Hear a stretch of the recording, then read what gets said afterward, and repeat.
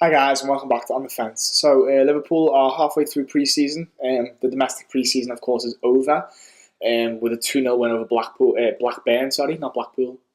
We will go into that, of course, amongst the other friendlies we've already had, and then we will, of course, look ahead to the next 5 friendlies that we have up and coming before the first game of the Premier League season against West Ham at home on the 12th of August. So we're going to kick things off just looking at the game. Like I said, games one by one. I'm going to look at what happened, what I personally sort of took from it, and any positives, any negatives, things like that. Of course, you might be able to guess a few of the negatives from the Tranmere game in particular. But let's start with Chester. 7-0 it ended. One of the things I saw the most was the youngsters were very, very good in this game. The game was mostly dominated by the youngsters. You had people like Curtis Jones, Harry Wilson, Rafael Camacho, I think Phillips at centre half and things like that. You had a very, very sparse. It was very sparse in terms of first team players because a lot of them were out in the World Cup. So that's pretty standard. And of them youngsters, of course, Harry Wilson was the one who impressed the most. Scoring 2 goals late on in the first half to give us a 2-0 lead, of course, because that's 0 plus 2 equals 2. And Curtis Jones looked very good in this game. Little bits and pieces in around the box. And then in the second half, we saw a more senior team. The likes of Sturridge was on. The likes of Keita and Fabinho started, I think, as well. I'm not too sure about Fabinho actually. Fabinho did start. And you saw evidently first and foremostly from Naby Keita that he's very good at his press. And I think he set up Sturridge for one of his goals as well using the press. We also saw, I think, Milner get a penalty and score it. And anything else of note? I'm not too sure. I think Sturridge scored 2 goals. He did. He scored 2 goals. The second was a beauty.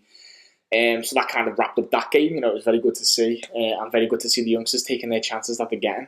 Of course, now, after Blackburn, we're currently on the 20. What are we on? Date-wise, the 19th of July. So Harry Wilson's now gone out on loan to Derby County under Frank Lampard. Hopefully, he goes and has a very good season there under a very inexperienced manager. Yeah, but a man who's a fantastic player who's probably got a lot to teach players. So I'll look forward to next season when Harry Wilson's back and hopefully a year better on. Hopefully he's achieved something at Derby County. That'll be great. So next game is Tranmere 3-2. It ended to Liverpool, very nervy at the end. I actually went to this game. I saw live. I think the video's on my channel. What again impressed me was Rafael Camacho, another player that, again, like I said, he played right back in this game. He did against Chester, filling in while Trent is, of course, away. Gomez is been using a couple of roles, and of course, Klein was the second half of the Chester game as well. Yeah, Rafael Camacho did really well in this game. Scored the first goal, and then Ojo makes it 2-0 before Lallana makes it 3 in the first half. Lallana in this game as well, particularly was very good. Linking up with Robertson down the left-hand side, linking up with Solanke a little bit. Solanke not really taking his chances in pre-season. That's been a bit of a downside, of course, and Origi as well.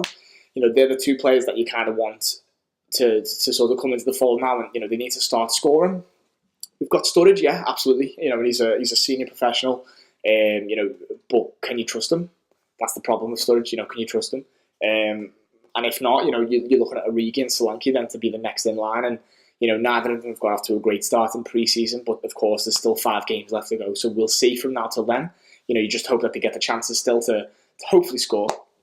Of course, it doesn't mean a great deal in pre-season, but you like to see it. You like to see glimpses of what's to come in the season ahead. So this game, of course, was labelled more by the Karius error, the free kick from Tranmere.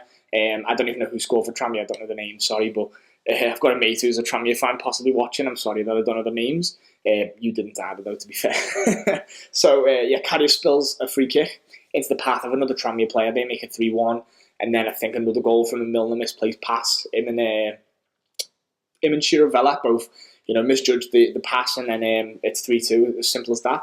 We really sort of lacked it in the second half of this game. Fabinho and Keita again were in the first half. Robertson was in the first half as well, and I think Milner and others, of course, were in the second half, and they didn't really have the greatest of games. So that takes us on to the next game. Betty which I watched the first half of. Only the first half. I didn't watch the second half. But I got the consensus from this game. It was very dull.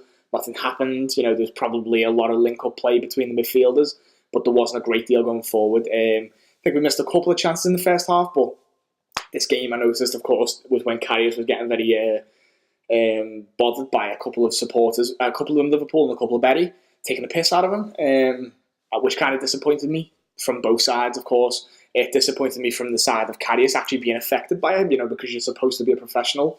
You're not really meant to let these kind of things get to you, but he did. And on the other side, if it's a Liverpool fan taking the piss out of your own player, regardless of what he's done, mistakes he's made, it shows lack of class. But that's all I'm going to say about that, because it's not about that right now. This is a completely different thing. And hey ho, we've signed Alisson, so who gives a shit? Blackburn now, the game tonight that has just ended. I watched this in full. It was a great game to watch, to be fair, especially the second half. This is a trend that we're sort of seeing from Liverpool. Only the Chester game is an outlier of this, but in pre-season so far, we've seen two different teams, of course, in terms of players, but two different teams in terms of how we go about our business and how we play football. One half, either the first or the second half team always seems to do better than the other team.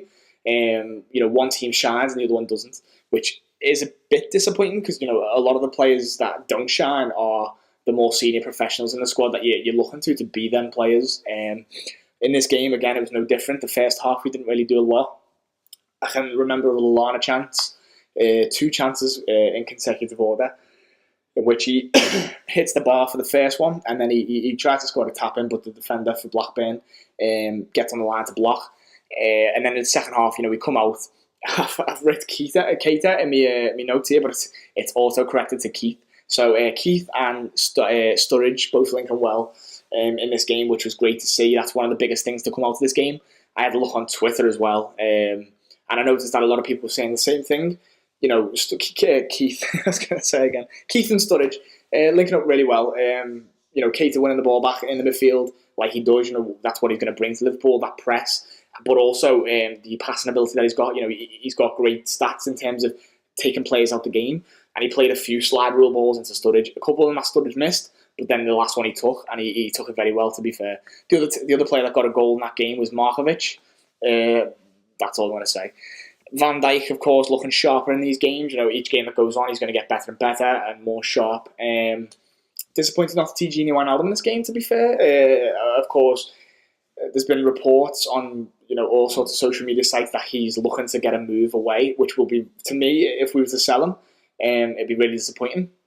For the player himself, of course, he wants first team football. He's 27 now, I think. He was integral to our 16-17 campaign where we got top four. He was very good last season as well, but with players like Fabinho, Keita coming in, possibly Fekir if that happens, Shaqiri maybe being a deeper player, will Gini Wijnaldum get the minutes? I seriously hope he stays because he's a great squad player, and you can bring him into games and he can just see the games out.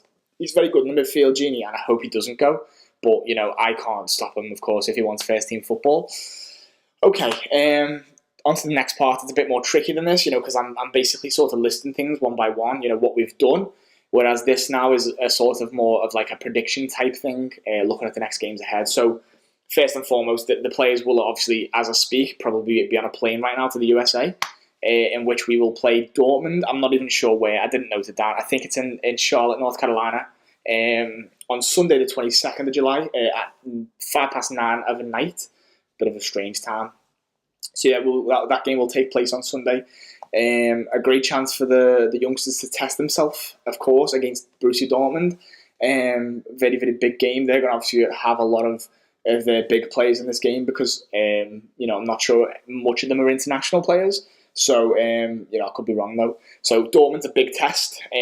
I'll be very surprised if we come out with a comfortable win, or a win nonetheless. Because a lot of our attacking talent are on holiday really, aren't they? Salah's away, Mane's away, Firmino's away. The only real qualities forward we have is probably Sturridge, isn't it? That's pretty much it I can think of. So, this game will be hard pressed to win this game, but if we did, I'd be very surprised, pleasantly surprised, of course. And then we move on to Manchester City on the 26th of July. which is the following Thursday, a week from today. Again, pretty similar. A couple of the players might be back around this time, or it might be the Man United game that they come back for. But 2 games in the space of 2 days. Man City on the 26th, Manchester United on the Saturday the 28th. So there's going to be a lot of rotation there. I imagine the players who come back from holiday, be it like Salah, be it Firmino, Mane, possibly Henderson and Trent, things like that. I suppose there'll be a bit of rotation there, and of course then we come back from the USA, and then we've got Napoli on the 4th of August, which is 8 days before the start of the season. So I'm looking for this game to be where we field our strongest team. Probably the team that we're looking at, West Ham. So you're going to have Alisson's that's probably going to be his first game for Liverpool. I hope he just slots straight in and just shows everyone what he's capable of. It's a fantastic signing. Let's hope he shows it. And then we will have, like I said, pretty much our strongest 11. Hopefully, like I said, Henderson and Trent are back for that game, because I believe Trent should start in a right-back slot for this season, especially to start the season. And, I love Klein, I really do, but Trent's better going forward. And the way we play, we need a very good, solid wing-back rather than a full-back on, I'm thinking of Footy Manager terms. I was going to say a full-back on defend. But yeah, look, Trent's just a better all-round player than Klein, I believe, anyway, especially going forward. And he's proved himself to be a very good defender too. So I'm willing, I'd be willing to give him a chance and just let him start the season the way he ended the last season, because he ended it fantastically, let's be honest. I'm looking at maybe, Van Dijk and Matip partnership, because I'm not sure if Lovren will be back around this time, but if he is, then maybe a Van Dijk-Lovren partnership. You might need to get Lovren up to speed though, so it's all ifs and buts right now. Robertson, of course, as well. That's the back 5 anyway, of course. That's all I'm going to really name. Because then we've got Torino midweek, I think, the 7th. So what is it? About Tuesday. Tuesday the 7th at Anfield. So there's probably going to be a bit of rotation in this game, if not mass rotation. You might see a couple of the players who are back from the World Cup, like your Hendersons, your Lovrens and things like that. You might see them in this game, and they might be rested then in the first game to then play the second or third or something like that, which would be great. And then we bring ourselves up to the 12th of August, in which it's a Sunday, and Liverpool will be kicking off the Premier League campaign against West Ham at Anfield. Absolutely buzzing. Not just because of the Alisson news, because of the Shaqiri news, of course, which I've just forgot. He should be playing a part in these friendlies, towards the latter part. I hope he travels to the USA with us. I'm not sure how his holiday works out either, but it'd be great if he was to join up with the squad and get himself clued in too, because he's a good attacking option that we can have at the start of the Premier League. I believe he might start ahead of somebody like Salah, only because he's at the minute now, he's had more of a rest. So, that's that. But he's a very good squad player to have. That's why we bought him. That's why we sign players we've signed, because we're making fantastic squad rotation now. Good strength and depth.